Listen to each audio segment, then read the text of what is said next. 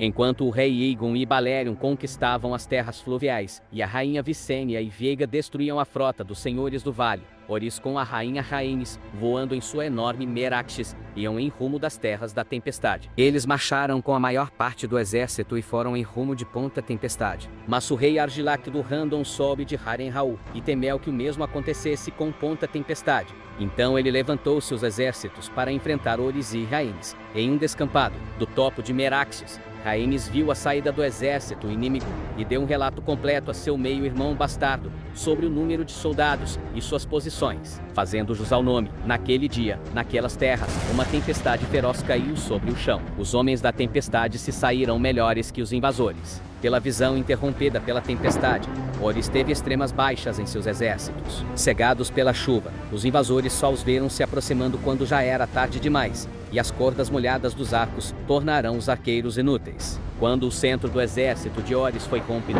revelou a rainha Rhaenys e a formidável Meraxes. Ao som da palavra de Rhaenys, Meraxes fez com que todos os comandantes e guardas pessoais de Argilac fossem engolidos pelo fogo. O próprio Argilac caiu de seu cavalo, mas continuou lutando, derrotando todos que vinham em seu caminho, até que ele ficou frente a frente com Orys. Eles se enfrentaram em uma batalha épica em meio à lama, ao som dos trovões.